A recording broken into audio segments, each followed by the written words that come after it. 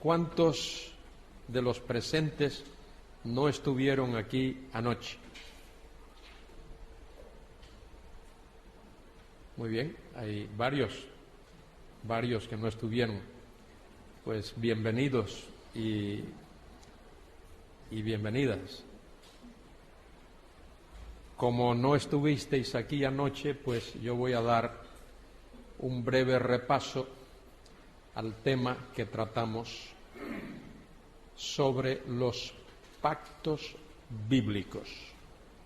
Los pactos bíblicos. Es importante hacer estas aclaraciones porque hay pactos bíblicos y pactos teológicos.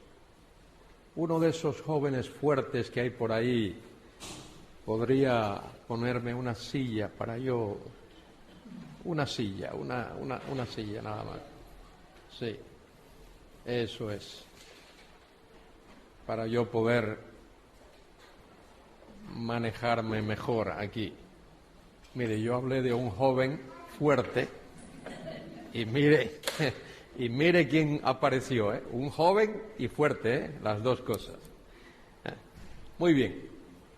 En nuestra querida España tenemos un serio problema. Es un problema muy serio. A la mayoría de los españoles no les gusta leer. Tienen libros y no los leen. Y precisamente ayer, creo que era el día de algo, y hoy que es el día festivo del 12 de octubre, día de Colón le llaman, se ha hablado de esto. Hay un 40% de españoles que no abre un libro ni una vez al año. Ni una vez al año. España es el cuarto productor de literatura, de libros en el mundo. Pero los españoles somos del primer mundo los peores lectores. No nos gusta leer. Y para aprender la Biblia y para estudiar la Biblia uno tiene que leer. Uno tiene que leer. Entonces hablaba de esta cuestión de los pactos y quiero aclarar algo que no dije anoche, de manera que los que vinieron anoche no oyeron esto que voy a decir. Cuando uno estudia teología, cuando estudia doctrina, se va a encontrar con que hay pactos que se llaman pactos bíblicos. Los pactos bíblicos son aquellos que uno puede abrir la Biblia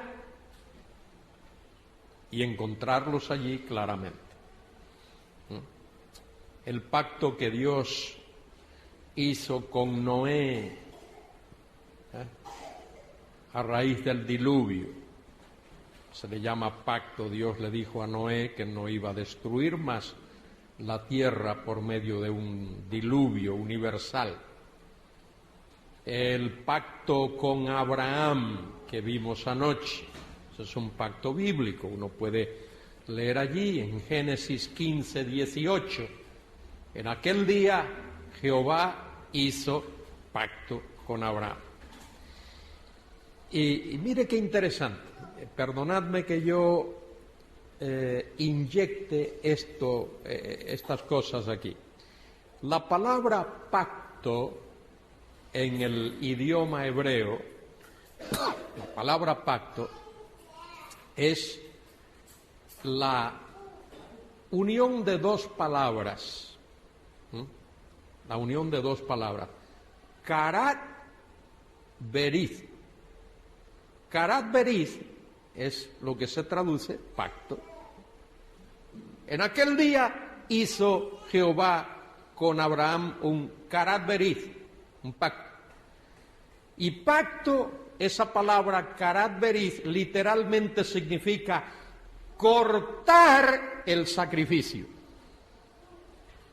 ¿Qué hizo Abraham?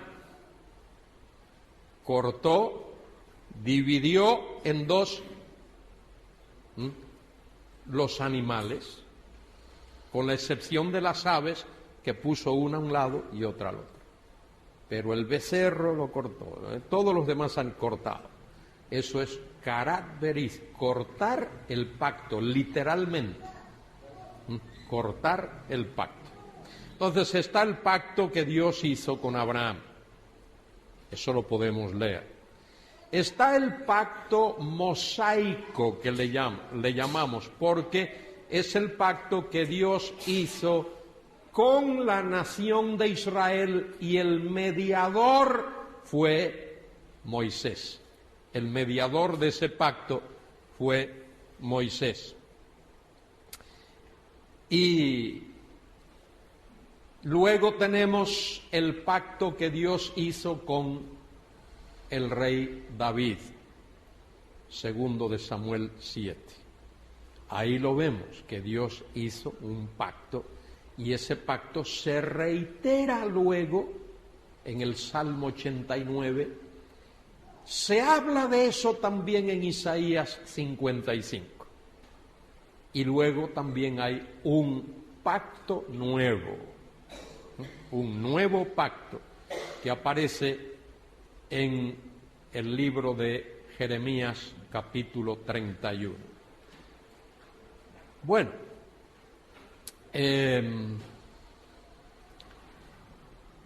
¿y qué es aquello que se llama pactos teológicos? He hablado de pactos bíblicos, ¿verdad? ¿Cuáles son los pactos bíblicos?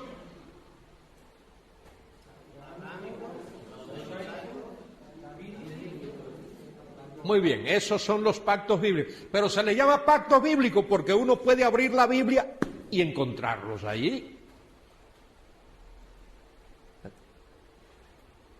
Y esos son los pactos que nosotros principalmente manejamos. Ahora, hay pactos teológicos. Pactos teológicos son aquellos que no están especificados como tales en la Biblia. Que uno lo deduce.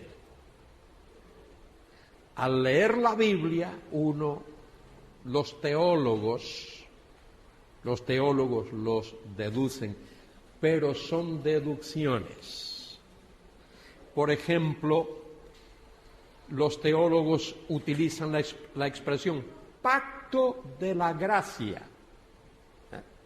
Pacto de la gracia. O pacto de la redención. O pacto de las obras. Esos pactos no están expresados como tales en la Biblia. Se le llama pactos teológicos porque por allá por el siglo XVII, 1600 y algo, unos teólogos, no es necesario mencionar sus nombres, unos teólogos dedujeron que en la eternidad las tres personas de la Trinidad hicieron un pacto. Un pacto de la gracia, pacto de crear el universo, de hacer las cosas, pacto. Y luego entonces,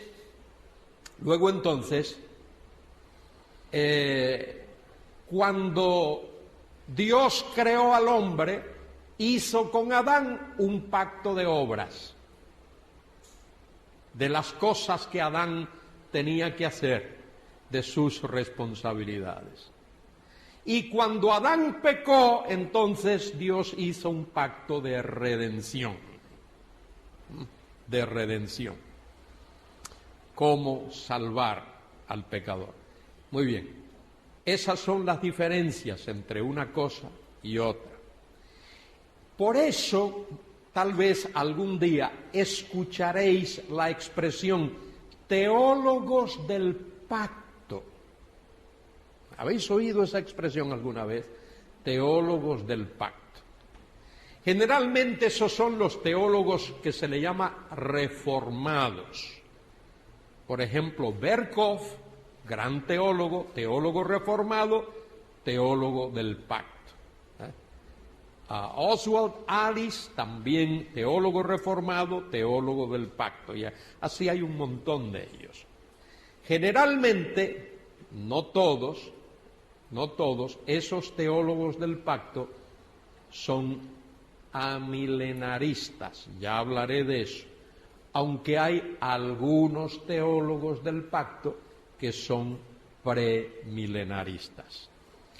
Los teólogos del pacto amilenaristas no distinguen, no diferencian entre Israel y la Iglesia.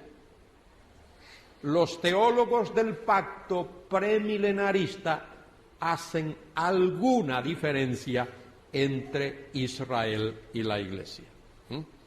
De manera que esa es la diferencia.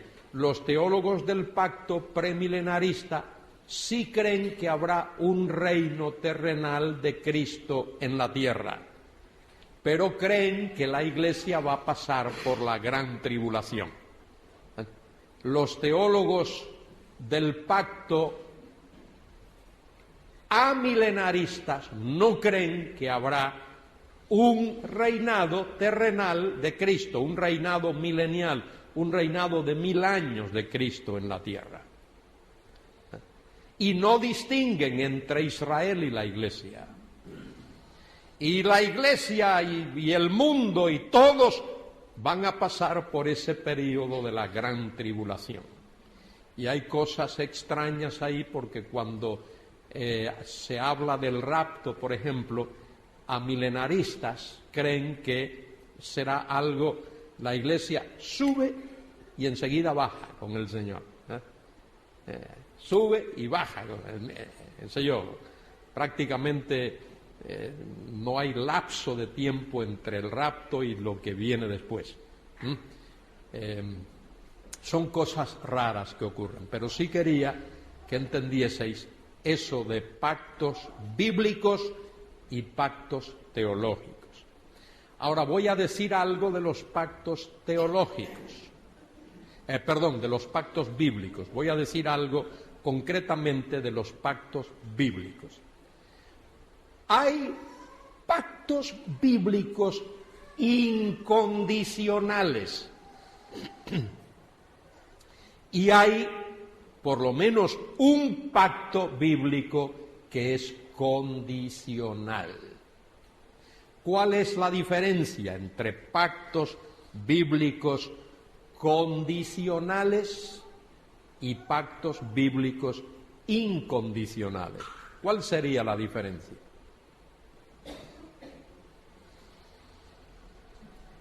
Uno sería unilateral, en el que se compromete Dios, aparte de que el hombre no tendría nada, mientras que bilateral o ¿cómo es condicional, Dios se compromete si la otra parte hace su parte. Muy bien. En el pacto bíblico,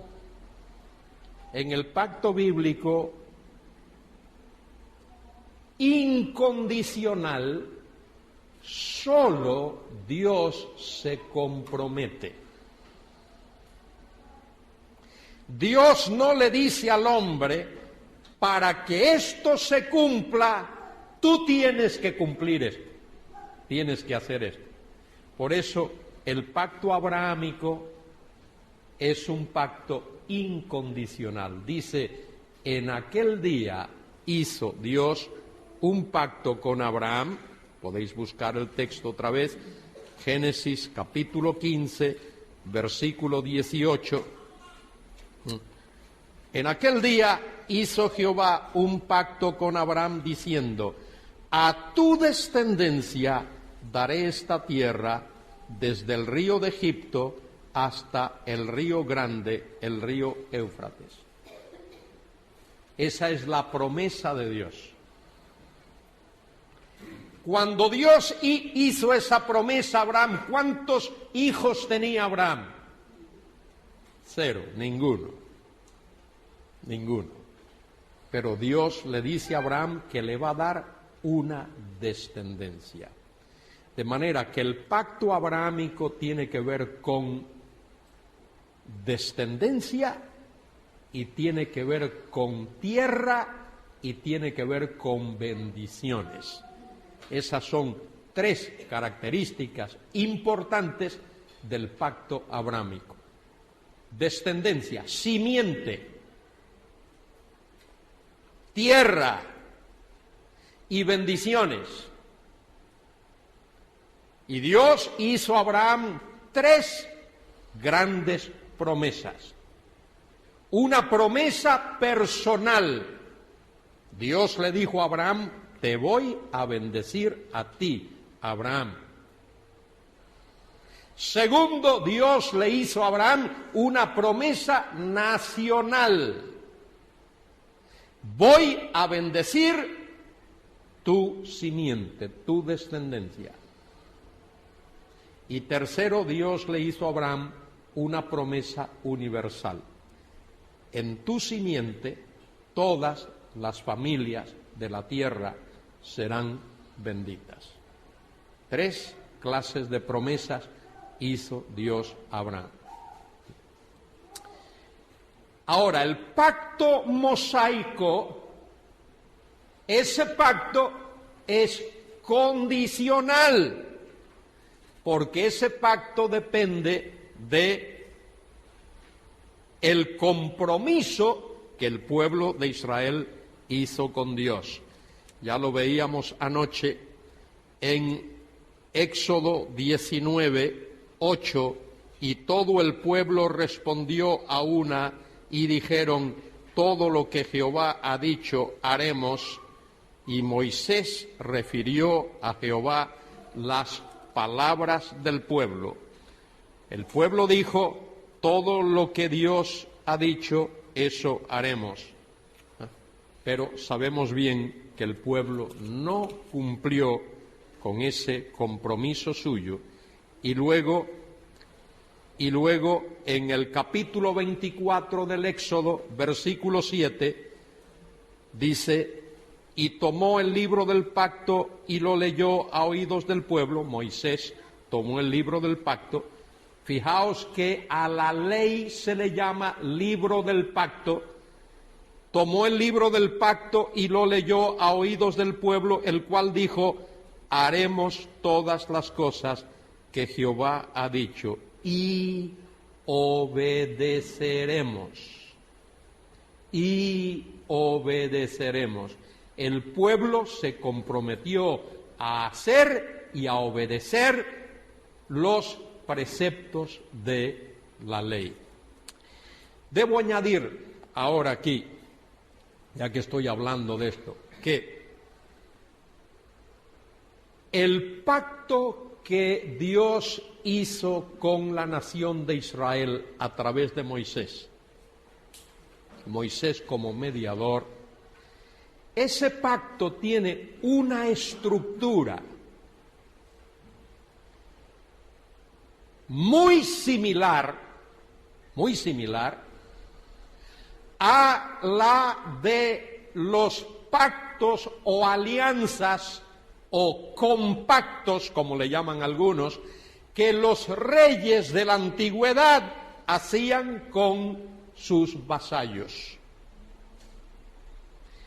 Si uno estudia la literatura de los tiempos de Moisés, uno se da cuenta que hay una gran similitud entre los pactos o compromisos o alianzas, otra palabra que se usa, alianza, entre los reyes antiguos. Por ejemplo, los eteos, pueblo famoso que ocupó gran parte del Asia Menor y luego parte de la Palestina. Ese pueblo, los reyes eteos, hacían alianzas con sus vasallos. En esas alianzas había primero un preámbulo histórico, un prólogo histórico. Por esto y esto y esto, toda una historia. Y luego esa alianza o ese pacto iba seguida de preceptos, normas, leyes, exigencias. Y luego al final había párrafos que hablaban de las retribuciones. Si el pueblo que había hecho esa alianza con el rey cumplía con su compromiso, el rey se comprometía a darles ciertas bendiciones y a protegerlo y a bendecirlo, por así decir. Pero si el pueblo desobedecía, quebrantaba, transgredía esos preceptos, esas normas, esas leyes, ese compromiso, entonces el rey castigaría a sus vasallos. Y ese es exactamente el formato que encontramos en el pacto mosaico. En el pacto abrahámico, Dios promete a Abraham darle una simiente y una tierra. Algunos teólogos, particularmente esos llamados teólogos del pacto amilenarista, dicen: es que el pacto abrahámico era condicional. El pacto abrahámico estaba condicionado a la obediencia. Si había desobediencia, entonces el pacto era cancelado, era anulado. Pero cuando uno lee la Biblia, se da cuenta de que no es así. Abraham, en algún momento de su vida, después del pacto, desobedeció. Seguro que desobedeció. Pero Dios no canceló el pacto, Dios le confirmó el pacto a Abraham. No por su desobediencia, sino a pesar de su desobediencia. En una ocasión, Abraham presentó a Sara como su hermana, siendo su esposa, aunque era media hermana, pero él solo dijo media verdad, y dicen por ahí que media verdad equivale a una mentira. Y luego, después de que Abraham muere, ¿qué hace Dios? En el capítulo 28 del Génesis, Dios reitera el mismo pacto, las mismas promesas a su hijo Isaac, de manera que el pacto está vigente. ¿Qué le dice Dios a Isaac? Dios le aparece a Isaac y le dice: yo soy el Dios de Abraham, y lo que le prometí a Abraham, te lo prometo a ti, te lo reitero a ti, darte simiente y darte la tierra, la misma tierra. Isaac desobedece a Dios en más de una ocasión. Y cuando Isaac muere, Dios toma a Jacob y le promete lo mismo que había prometido antes, y le aparece a Jacob allí en Betel. ¿Y qué le dice a Jacob? Yo soy el Dios de Abraham y el Dios de Isaac.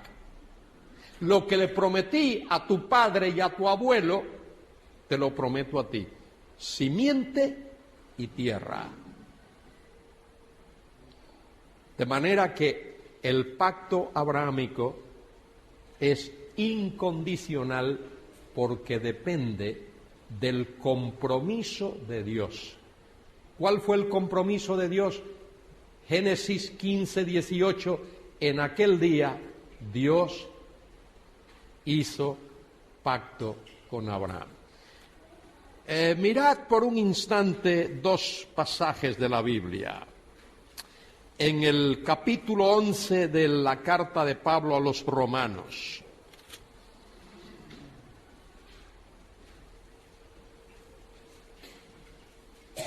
Versículo 29.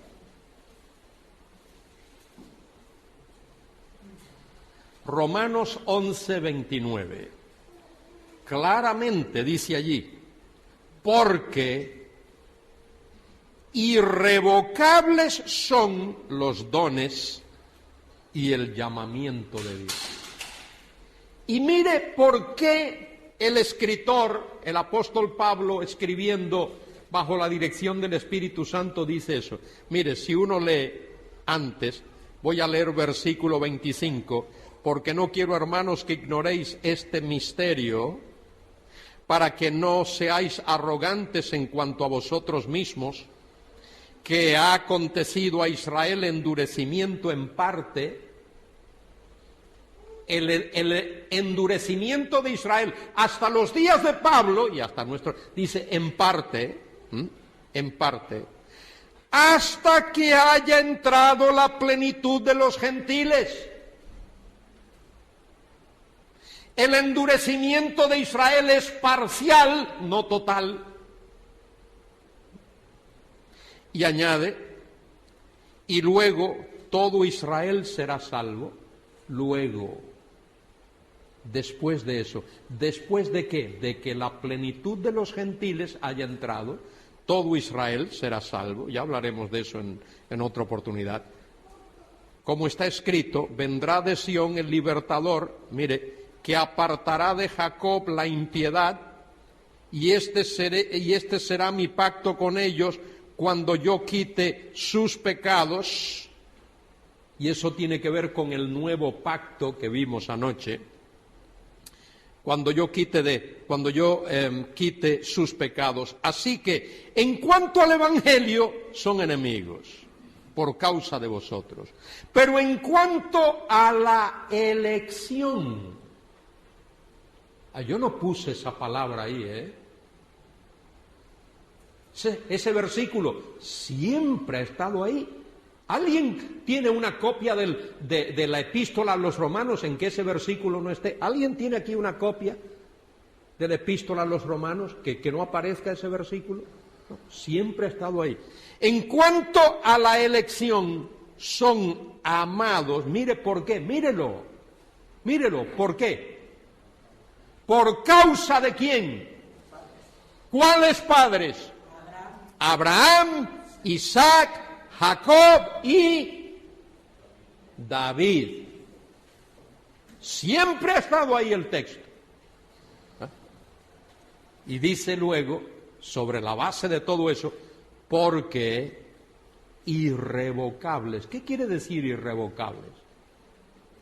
¿Qué quiere decir? Pues yo creo que significa irreversibles. La versión antigua decía sin arrepentimiento. Sin arrepentimiento, es eso, que es irreversible, irrevocable, irreversible. Es decir, que Dios no da marcha atrás. Dios promete y Dios cumple. Vamos a ver otro pasaje más. En la carta de quien la haya escrito a los hebreos. En la carta de quien la haya, del Espíritu Santo. En la carta del Espíritu Santo a los hebreos, capítulo 6. Versículo 13. Porque cuando Dios hizo la promesa a Abraham, ¿de qué está hablando ahí?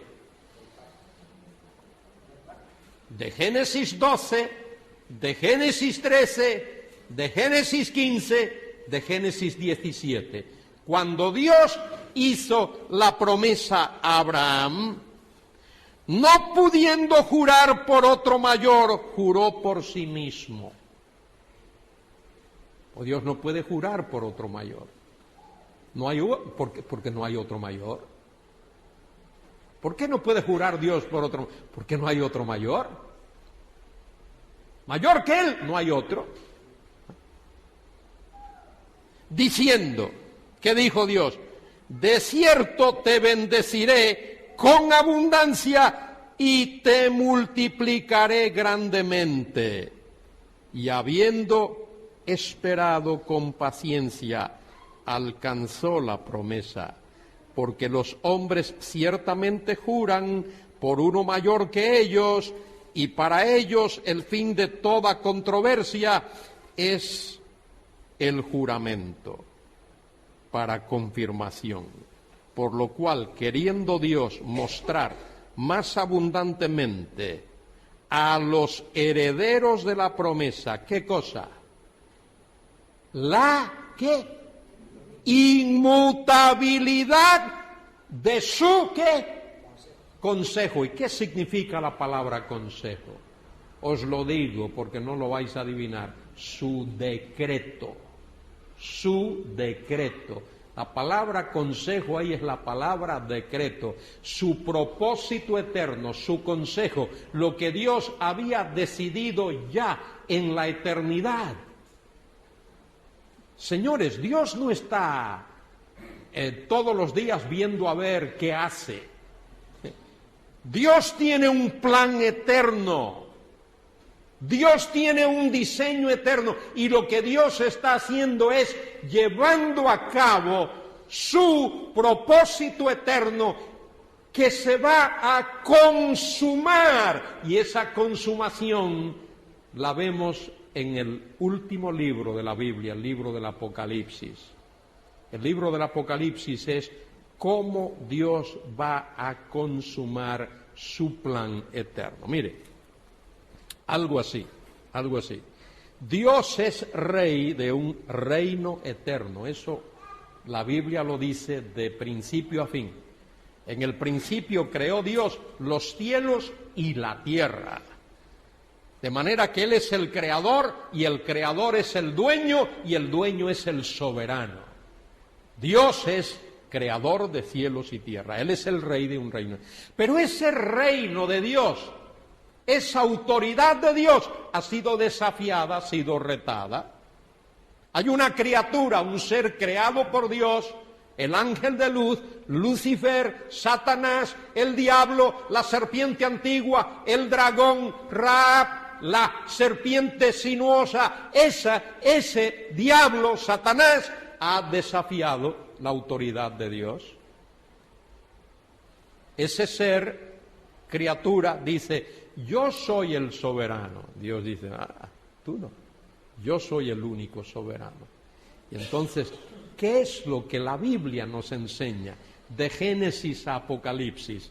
De Génesis a Apocalipsis, si tú quieres resumir la Biblia en un parrafito, en forma de telegrama, toda la Biblia dice esto: cómo el Dios eterno, el soberano, se propone establecer, implantar su soberanía, su autoridad en todo el universo. De eso trata la Biblia.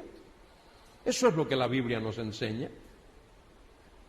Cómo Dios lo hace. Y en el libro del Apocalipsis vemos esa consumación. De manera que en la carta a los Hebreos dice allí, por lo cual queriendo Dios mostrar más abundantemente a los herederos de la promesa la inmutabilidad de su consejo, interpuso juramento, para que por dos cosas inmutables, en las cuales es imposible que Dios mienta, tengamos un fortísimo consuelo los que hemos acudido para asirnos a la esperanza puesta delante de nosotros. ¿Cuáles son las dos cosas inmutables? ¿Cuáles son? Su palabra y su juramento, su pacto. Dos cosas inmutables. Por eso, ese pacto abrahámico es incondicional, Dios no pone condiciones, y es un pacto inmutable, Dios no lo cambia. El pacto mosaico es el que Dios hizo allí en el monte Sinaí con la nación de Israel. Ya lo veíamos anoche. Y en ese pacto Dios dio leyes al pueblo. Ahí están esos mandamientos, esos mandamientos. El capítulo 20 del libro del Éxodo, capítulo 6 de Deuteronomio en adelante, ahí está. Y los judíos repiten eso, el famoso Shema, Shema Yisrael, Shema Yisrael, Adonai Elohenu, Adonai Echad. El Señor nuestro Dios, el Señor uno es. Y como Él es uno, Él es Echad, es uno, la palabra Echad es uno, pero en pluralidad. La misma palabra que se usa para hablar del matrimonio. Por esta causa dejará el hombre a su padre y a su madre, y se unirá a su mujer, y los dos serán una sola, Echad, carne. Pero el hombre está allí, y la mujer está acá. Y yo veo dos personas, pero delante de Dios es una carne. Por eso el matrimonio es hasta que la muerte lo separe. Delante de Dios es así. El que haga otra cosa está quebrantando lo que Dios dice en su palabra y tiene que pagar las consecuencias.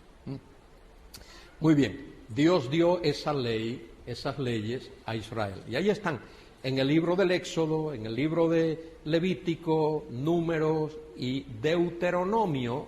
La palabra Deuteronomio es tomada del griego, no del hebreo. Deutero es segundo y nomos es ley. Deuteronomio sería una segunda ley, pero eso no es correcto.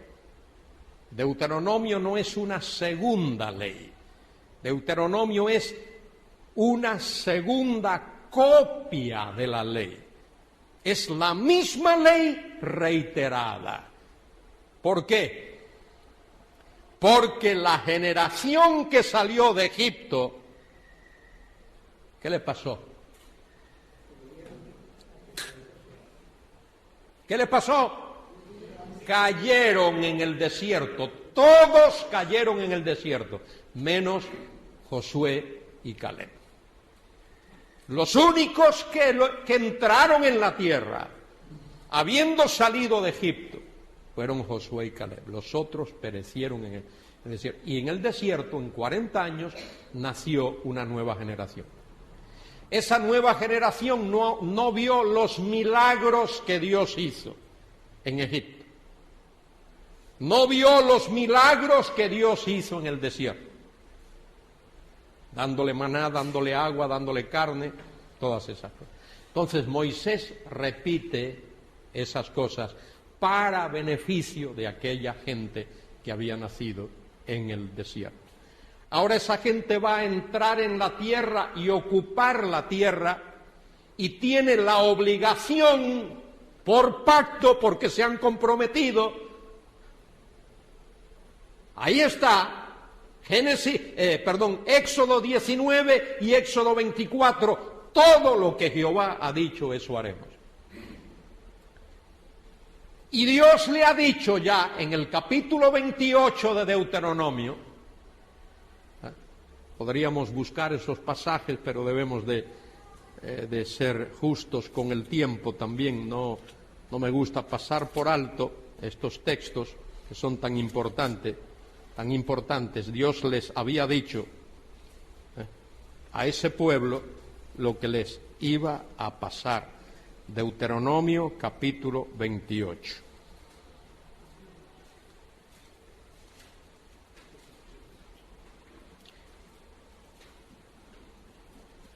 Dios promete al pueblo que si obedecía iba a ser bendecido, igual que el señor rey de la antigüedad prometía a sus vasallos.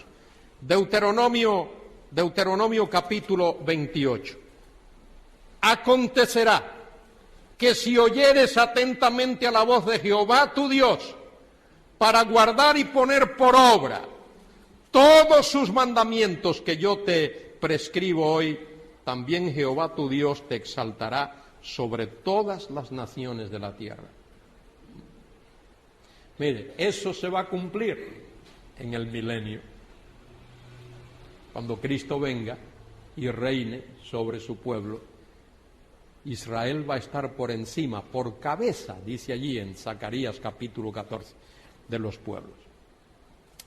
Dice, versículo 2, y vendrán sobre ti todas estas bendiciones y te alcanzarán si oyeres la voz de Dios. Condicional, pacto mosaico, condicional. Si oyeres la voz de Jehová tu Dios. Mire, bendito serás en tu ciudad, bendito en el campo, bendito el fruto de tu vientre, el fruto de tu tierra, el fruto de tus bestias, la cría de tus vacas, los rebaños de tus ovejas, benditas serán tu canasta y tu artesa de amasar, bendito serás en tu entrar y bendito en tu salir. Jehová derrotará a tus enemigos que se levantaren contra ti, por un camino saldrán contra ti y por 7 caminos huirán delante de ti, porque Dios estaría en medio de ellos si ese pueblo obedecía los preceptos de su palabra. Dios llevó a Israel a esa tierra, que es de ellos. Es la tierra que Dios prometió a Abraham, y después de Abraham a Isaac, y después de Isaac a Israel, y después de Israel a David. Dios prometió esa tierra.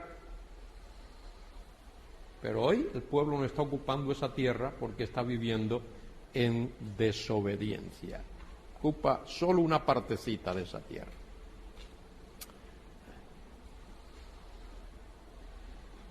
Jehová te enviará su bendición sobre tus graneros y sobre todo aquello en que pusieres tu mano, y te bendecirá en la tierra que Jehová tu Dios te da. Te confirmará Jehová por pueblo santo suyo, como te lo ha jurado, cuando guardes los mandamientos de Jehová tu Dios y anduvieres en sus caminos. Y verán todos los pueblos de la tierra que el nombre de Jehová es invocado sobre ti y te temerán. Cuando hay un pueblo santo de Dios que practica la santidad y la obediencia, las demás gentes tiemblan,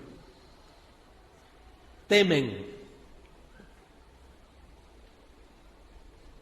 El gran temor del mundo es ver que haya un pueblo santo de Dios practicando la santidad.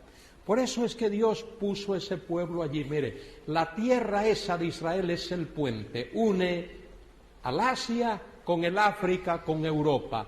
Era el paso de todas las caravanas, de todos los viajes de turismo, por así decir. Ese era, los que iban a Babilonia, los que iban a Egipto, los que pasaban por allí. Y esa es precisamente la razón por la cual Dios coloca a ese pueblo en esa tierra. Y le da esos preceptos y le da esos mandamientos. Por eso Dios da libros que no estudiamos y nos sorprendemos a veces cuando leemos un trocito.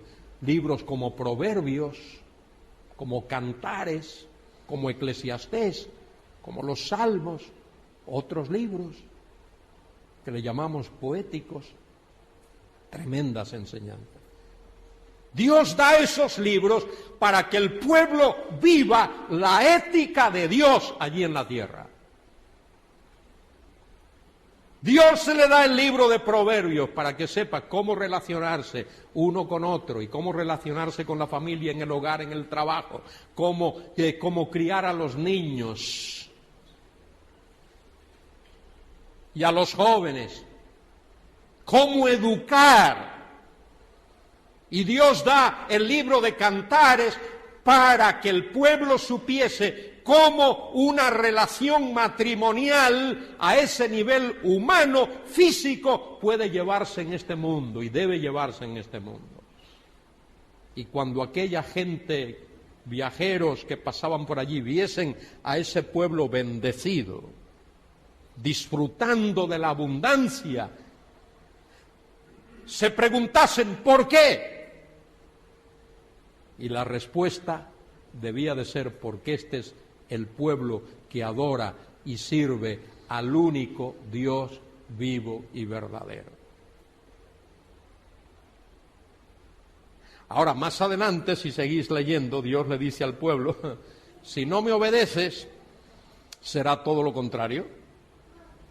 Voy a leer versículo 13, dice, te pondrá Jehová por cabeza y no por cola, estarás encima solamente y no estarás debajo, si obedecieres los mandamientos de Jehová tu Dios, que yo te ordeno hoy, para que lo guardes y lo cumplas. Y si no te apartares de todas las palabras que yo te mando hoy, ni a diestra ni a siniestra, para ir tras los dioses ajenos a servirle. Y luego viene los versículos del 15 en adelante, ¿qué pasaría si el pueblo desobedecía? ¿Qué pasaría si el pueblo desobedecía? Ahí está, hay muchas cosas que dicen ahí, pero mire, entre ellas dice, leo versículo 18, maldito el fruto de tu vientre, el fruto de tu tierra, la cría de tus vacas. Versículo 19, maldito serás en tu entrar y en tu salir. Versículo 20, Jehová enviará contra ti las maldiciones. Versículo 21, traerá Jehová sobre ti mortandad hasta que te consuma de la tierra a la cual entras para tomar posesión de ella. Jehová te herirá con tisis, de fiebre, de inflamación y de ardor, con sequía, con calamidad repentina y con añublo, y te perseguirán hasta que perezcas. Y los cielos que están sobre tu cabeza serán de bronce, es decir, no habrá lluvia, y la tierra que está debajo de ti de hierro, no habrá fertilidad. Esa fue la gran polémica en los tiempos de Elías. ¿Os acordáis? Elías, el pueblo estaba en una tremenda apostasía, y Elías oró y no llovió por 6 meses y medio. Y luego Elías oró y llovió. Pero en medio de aquello, Elías fue con los profetas de Baal al monte Carmelo. Y allí hubo una gran polémica entre Elías y los profetas de Baal.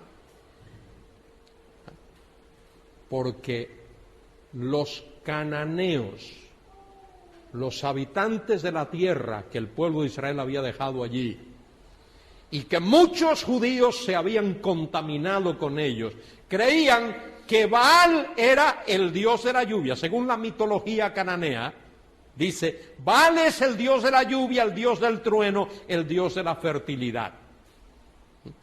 Cuando llueve es Baal el que hace llover. Cuando truena es Baal hablando. Cuando la tierra da su fruto es Baal, porque cuando llueve, mire la mitología cananea, la lluvia es el semen de Baal fertilizando el útero de su consorte, la diosa Astarot o Astarte, la diosa de los cananeos. Eso es lo que creían esos inicuos, malvados, inverecundos cananeos. Y el pueblo se contaminó con ellos, y por eso Dios trajo calamidad al pueblo. Y Dios cumplió cumplió eso que dice ahí Deuteronomio 28, Dios lo cumplió literalmente, porque ese pacto mosaico es un pacto condicional, ese pacto es un pacto condicional. Dios lo cumplió. Pero mire todo lo que ocurrió, mire la paciencia de Dios. El pueblo entró en la tierra, en el llamado período de los jueces, que duró unos 300 años. Y ese período es un sube y baja, un sube y baja, sube y baja. Pero Dios, 300 años, tuvo paciencia con aquel pueblo. Luego aquel pueblo pidió un rey, pero no para que le guiara por el camino de Dios, para ser como las demás naciones. Y Dios le dio a Saúl, de la tribu de Benjamín. Ellos escogieron a Saúl por su apariencia física, alto, esbelto, atractivo, pero carnal. Y Dios desarraigó a Saúl y mandó a Samuel a ungir al rey David, hombre según el corazón de Dios. Y David reinó por 40 años. Tuvo sus errores, tuvo sus imperfecciones, pero era un hombre de Dios. Y luego, después de David, vino su hijo Salomón, que edificó el templo. Pero Salomón también hizo sus cosas desagradables a Dios. Y después de la muerte de Salomón, el reino se dividió. 10 tribus al norte, que se le llamó a veces Efraín, porque era la tribu más destacada en esa zona, o a veces se le llama Israel. Esas 10 tribus del norte siguieron la idolatría, prácticamente no hubo un solo rey que buscase a Dios. Desde Jeroboam, el primero de ellos, hasta el último, esos reyes no buscaron a Dios. Y Dios continuó hablando a ese pueblo, les dio 150 años más a las tribus del sur, Judá y Benjamín, y les mandó profetas. Mandó profetas para alertarlos, hablarles, pero el pueblo no oyó. Y Dios entonces mandó el juicio, el castigo, el cautiverio a Babilonia. 70 años en Babilonia. ¿Por qué? Mire, y el templo destruido. Esto es importante. El pueblo de Israel sin templo no puede adorar a Dios como la ley lo manda. Y el pueblo de Israel fuera de la tierra no puede recibir bendición como está en la palabra de Dios.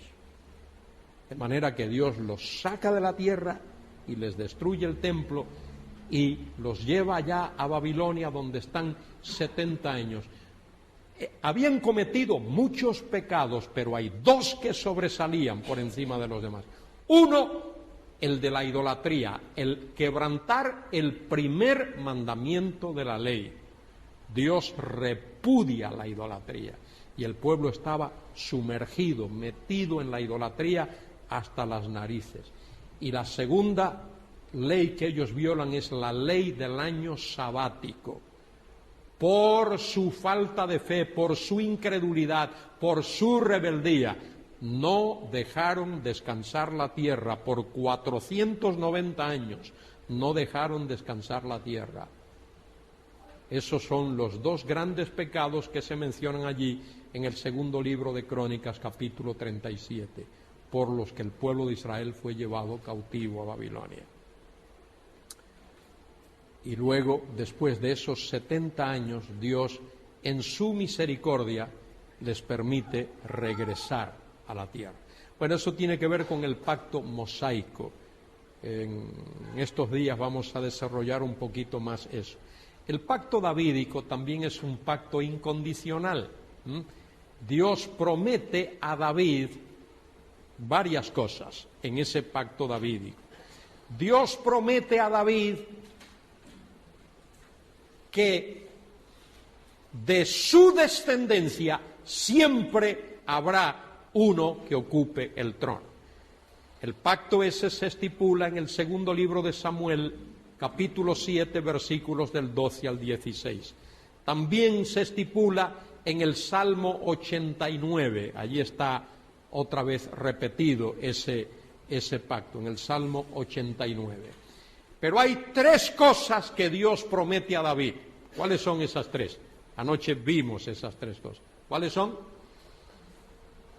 Tu casa, tu reino y tu trono. Esas tres cosas. Tu casa, tu reino, tu trono. La casa de David tiene que ver con la descendencia de David. Por eso cuando uno viene al Nuevo Testamento, a un evangelio, por ejemplo, como el Evangelio de Mateo, se repite una y otra vez, hijo de David. ¿Cómo se le llama a José? ¿Cómo le llama el ángel a José? José, hijo de David. Y al Señor Jesucristo, una y otra vez, hijo de David. Y el versículo primero del Evangelio según San Mateo, libro del Génesis de Jesús, hijo de David, hijo de Abraham. Hijo de David, hijo de Abraham. Es interesante, ¿por qué esos dos nombres ahí? ¿Por qué?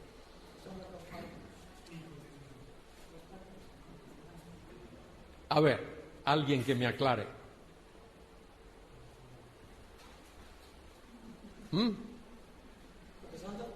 Son dos pactos, eso es verdad. Y son incondicionales. Pero ¿por qué se menciona ahí concretamente libro del Génesis de Jesucristo, hijo de David, hijo de Abraham? Mire, el ser hijo de David lo relaciona ¿con qué? Con el reino. El reino tiene que ver concretamente, particularmente, con la nación de Israel.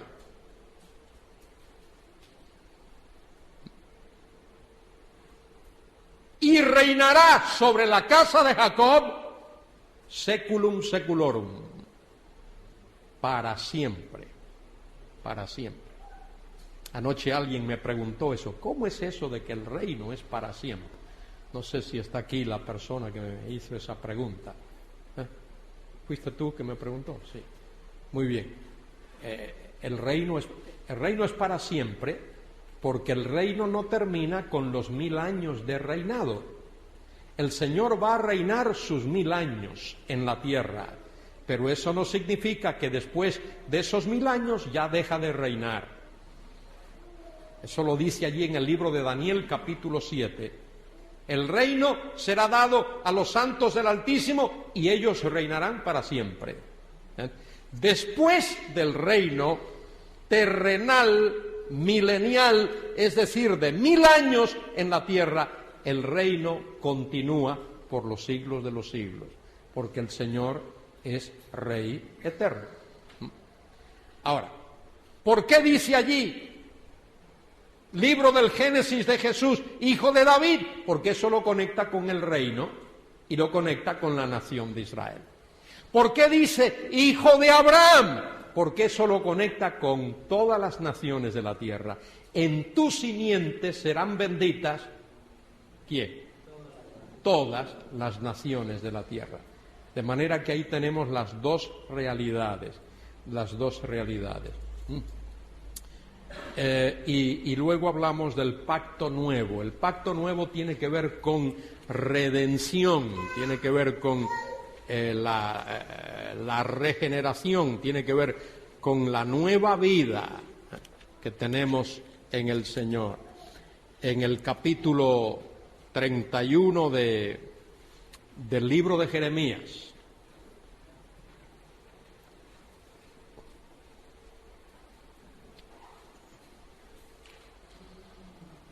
leo desde el versículo 27. He aquí vienen días, dice Jehová, en que sembraré la casa de Israel y la casa de Judá de simiente de hombre y de simiente de animal. Eso habla de abundancia. El reino se va a caracterizar por una tremenda explosión demográfica.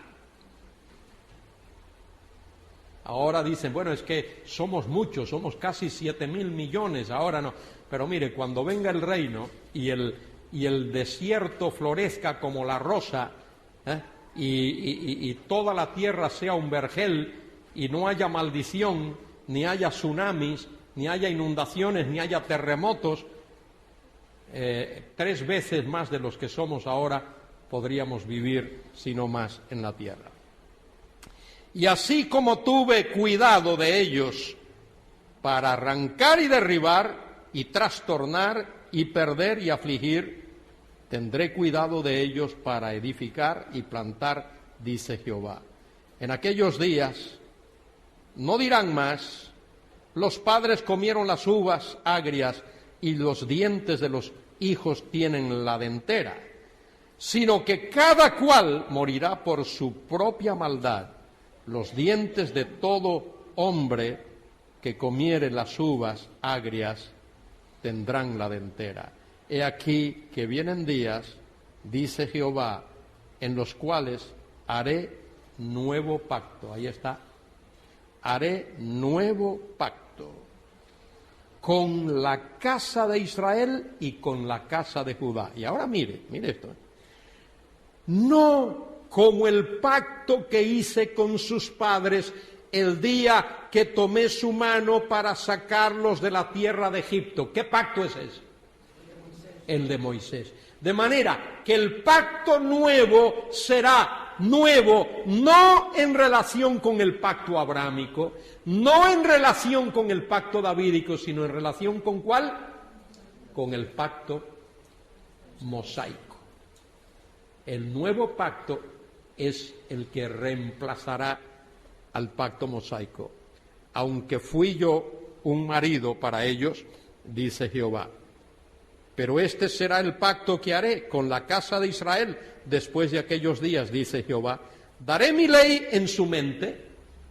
Es decir, no será una ley escrita, el nuevo pacto no será una ley escrita en tablas de piedra, ni en pergaminos, en su mente, y la escribiré en su corazón. ¿De qué habla eso? De regeneración,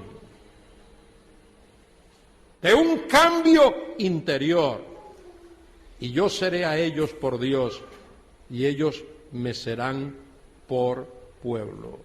Y no enseñará más ninguno a su prójimo, ni ninguno a su hermano, diciendo, conoce a Jehová, porque todos me conocerán, desde el más pequeño de ellos hasta el más grande, dice Jehová, porque perdonaré la maldad de ellos y no me acordaré de su pecado. Tremendo, ¿verdad que sí? Ya nuestro tiempo, ya estamos pasado de hora, pues yo iba a ir hasta las 12.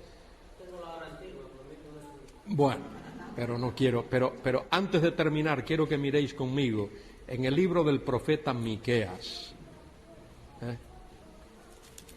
Miqueas está después de Jonás, por si acaso a alguien se le olvida.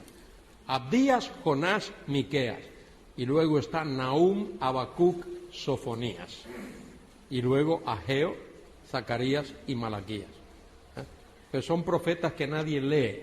Y cuando la gente abre la Biblia dice, Miqueas, ¿qué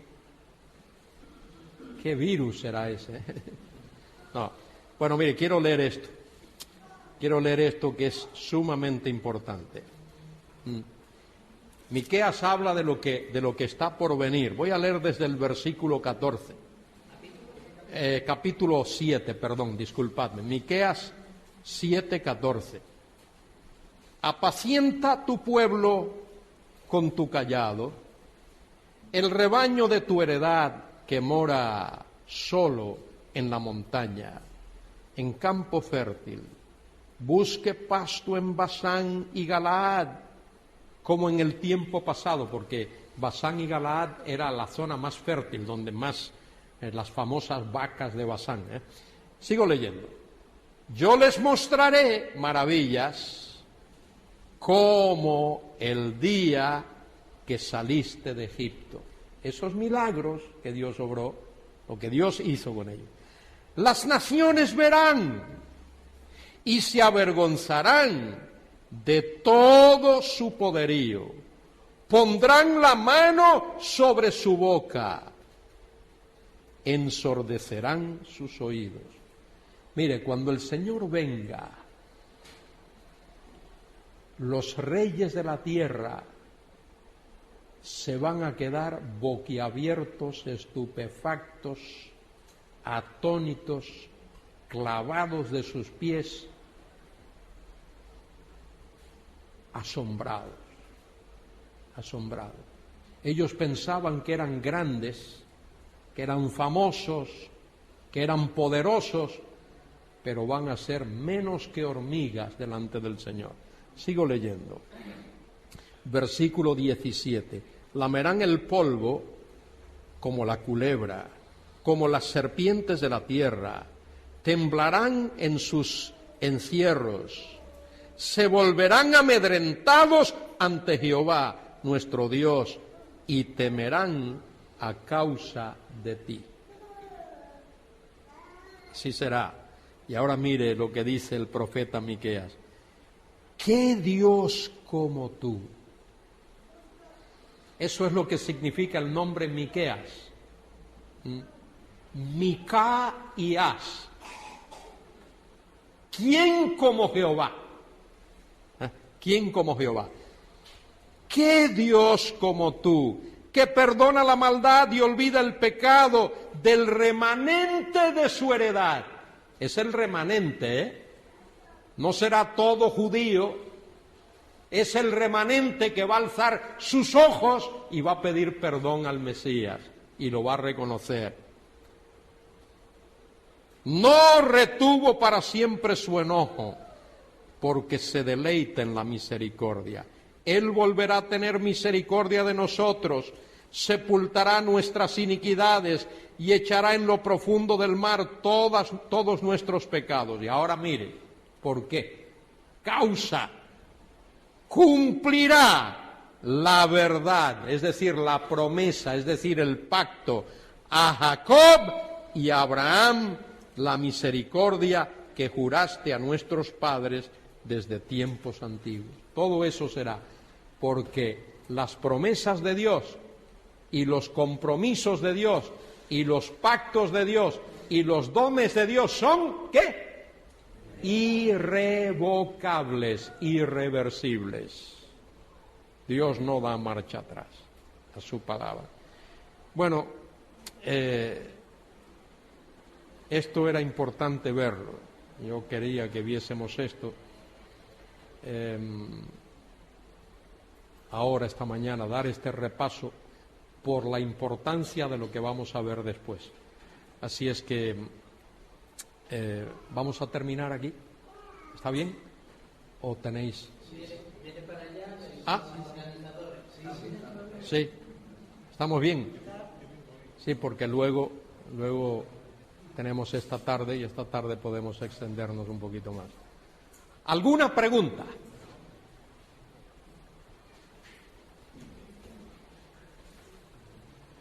Siempre prefiero que las preguntas se hagan justo después de la clase, porque después que terminemos, a mí me gusta saludar a los hermanos, y si tú me dices, mire, yo tenía una pregunta y me acorralas ahí y tengo que dedicarte el tiempo a ti, entonces ya me privas de poder saludar a los hermanos. Entonces, si tienes una pregunta, la haces ahora. Sí. ¿Nombró un salmo hablando del pacto davídico? Salmo 89. Hay dos salmos importantes respecto de eso. Se los doy ahora, el Salmo 89 y el 72. Sí.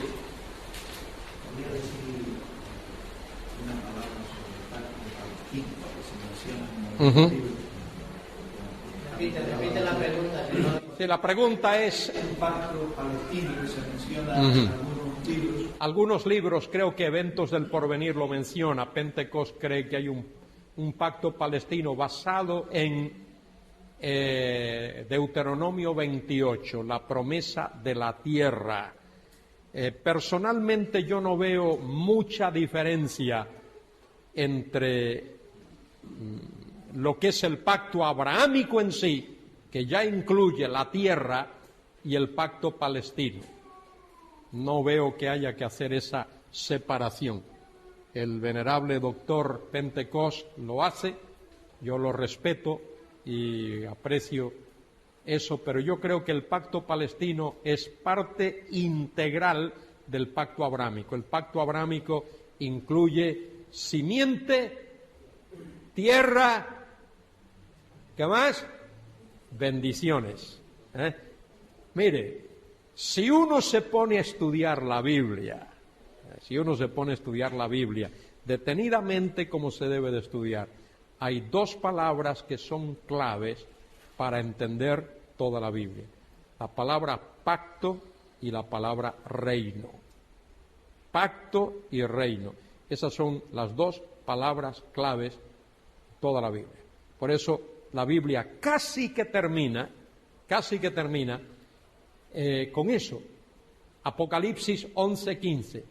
Se escucha la séptima trompeta y luego grandes voces que decían, en vuestras Biblias, si os fijáis, dice que decían los reinos del mundo. En el texto griego, en el idioma original, dice el reino del mundo. No dice los reinos.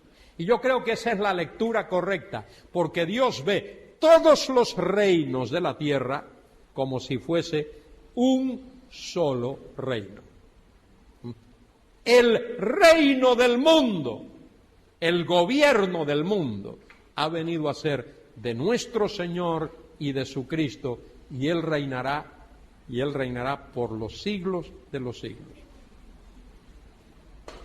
Va a decir algo de dispensaciones, porque vemos que nos hemos enfocado en los pactos. Sí. Bueno, podríamos, yo no he estado enfatizando mucho eso, no como algo aparte, pero lo hago saber en el trayecto del estudio de las conferencias, la cuestión de dispensaciones. Algunos han armado una guerra, una algarabía tremenda con eso de dispensaciones. La Biblia habla de dispensaciones, la Biblia lo menciona, dice allí en Efesios capítulo 1, que en la dispensación del cumplimiento de los tiempos. La palabra dispensación es una palabra que significa mayordomía. Es una mayordomía. Una mayordomía es una responsabilidad. Y yo relaciono esto de dispensaciones, lo relaciono con el tema del gobierno de Dios. Adán en el huerto tenía una responsabilidad. Antes de pecar, Dios le dijo a Abraham que él cuidara el huerto, que él administrara las cosas de Dios,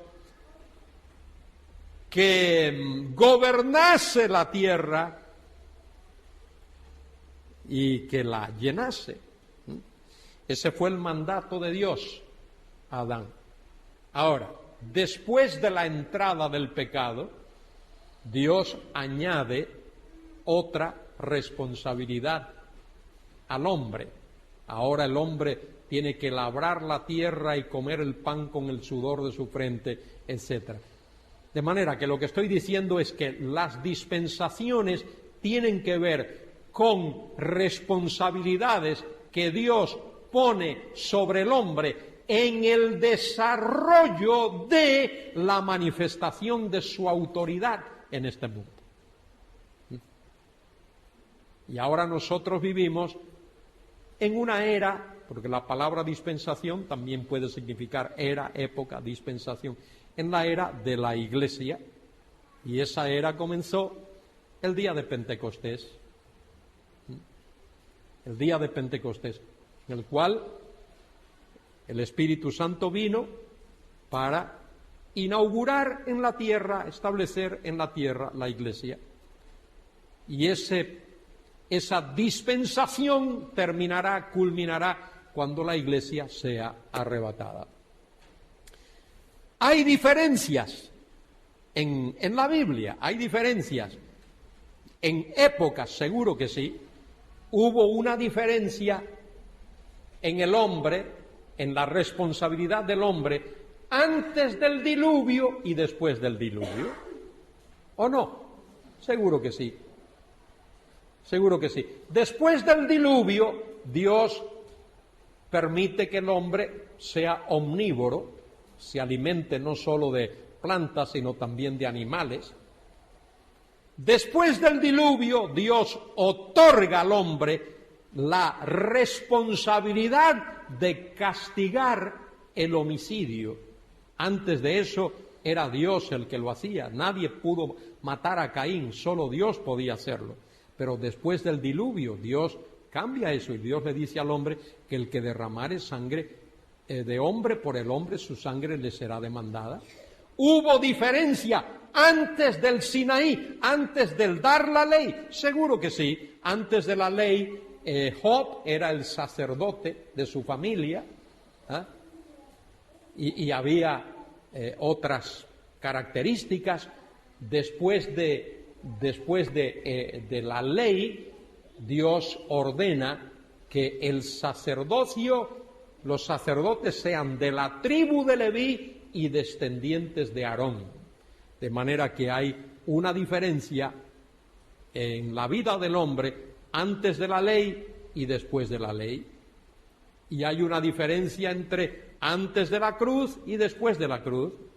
Y habrá una diferencia después del rapto. Las personas que vivan en la tierra durante ese periodo de la gran tribulación, habrá alguna diferencia. Y luego, cuando el reino sea establecido en la tierra, seguramente habrá diferencia, porque el Rey, Señor de la gloria, estará reinando y Él regirá las naciones con vara de hierro, y el pecado será juzgado al instante. No se pospondrá. No mañana, el juicio será mañana, habrá cárcel preventiva y luego, no, ahí mismo, el que peque, ahí mismo, ahí se cumplirá eso de que la paga del pecado es muerte, ahí mismo, instantáneamente. De manera que, volviendo al tema, es una dispensación, una oikonomía, tiene que ver con una administración. Una administración es una responsabilidad, y es la responsabilidad que Dios pone sobre el hombre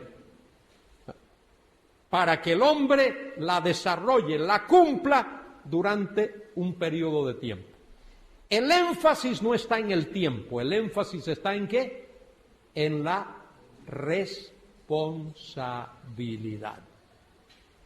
Y esa es la responsabilidad que Dios da al ser humano en el desarrollo de su reino en este mundo, en el desarrollo de su autoridad en este mundo. Mire cómo Dios lo ha hecho, para daros una idea. Ahora en este tiempo, como no estamos viviendo nosotros bajo la ley de Moisés, no estamos viviendo bajo ese carácter legal de la ley, no vivimos. La ley de Moisés tiene un doble aspecto, un aspecto regulatorio y un aspecto revelatorio. Nosotros no estamos bajo el aspecto regulatorio, estamos bajo el aspecto revelatorio de la ley. Ahí están esos mandamientos, son 10, de los cuales 9 se reiteran en el Nuevo Testamento, solo el del sábado no se menciona. De manera que, ¿cómo Dios manifiesta su autoridad? Mire cómo lo hace. Dios tiene en la iglesia, tiene sus líderes, tiene autoridad, tiene sus ancianos, tiene sus ancianos, y los miembros de la Iglesia tienen la obligación de someterse a la autoridad del pastor o pastores, de sus ancianos, tienen la responsabilidad. En el hogar Dios ha puesto a los padres, al padre, al hombre, como cabeza del hogar, y hay una responsabilidad de la familia de someterse a la autoridad del padre. Eso lo manda la Biblia y eso es algo que Dios tiene vigente hoy, y posiblemente tenemos una sociedad destartalada, descuarajingada hoy, porque en la mayoría de los hogares, no sé lo que eso quiere decir, pero suena bonito, una sociedad destartalada, caos. ¿Por qué? Porque ese principio se ha perdido. Estábamos leyendo, mi esposa y yo, alguien me mandó un correo electrónico muy interesante. Esta mujer dice que se le acusa de ser una mala madre, y entonces dice ¿por qué? Que se le acusa ser una mala madre porque ella enseña a sus niños a hablar bien, los enseña a vestirse, cuando ya están creciditos ella quiere saber a dónde van y les pone una hora, y que leen y que no leen, que miran, y todo eso, pone una serie de cosas, y entonces dice, y por eso me catalogan como una mala madre, pero la madre de Proverbios 31 dice que sus hijos se ponen en pie y la llaman bienaventurada. Mamá, qué buena eres, bienaventurada. Entonces eso es un problema. Muy bien, en la iglesia, en la familia, en el hogar, en el gobierno civil, aunque tenemos gobernantes que son unos descarados y sinvergüenzas, y en muchos países todos esos africanos que quieren venir a España vienen de países riquísimos. Nigeria es como el cuarto productor de petróleo del mundo, pero ese dinero va a parar a los bolsillos de unos pocos. Lo mismo ocurre en algunos países de las Américas que he visitado, desde México hasta Panamá, Venezuela, Chile, Bolivia, Paraguay, Uruguay, Brasil, y es la misma cosa. Hay una oligarquía que es dueña de casi todo y las masas que no tienen nada.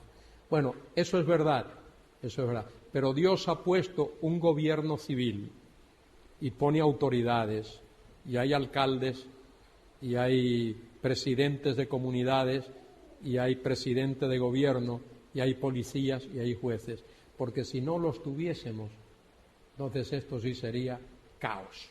Aquí ardería Troya, pero en nada. Entonces el gobierno civil es una manera que Dios tiene, y mire, los gobernantes todos tendrán que dar cuenta a Dios. Escúcheme, todo aquel que tiene autoridad sobre algo o sobre alguien va a tener que dar cuenta a Dios de cómo ha usado su autoridad. El policía, el guardia civil, el soldado, el sargento, el alcalde, el juez, todos tendrán que dar cuenta a Dios de cómo lo han hecho. Y luego, he mencionado la iglesia, el hogar, el gobierno civil, me falta una cuarta esfera de autoridad, que es los empresarios, en el área laboral, Hay alguien que es dueño de una empresa, que es administrador de una empresa, tiene personas trabajando bajo su autoridad. Dios quiere que ese empresario y ese administrador practiquen la justicia. Y si no lo hacen, tendrán que dar cuenta a Dios. Y todo eso es la manera como el reino de Dios se manifiesta en este mundo, en esas, por lo menos esas 4 esferas.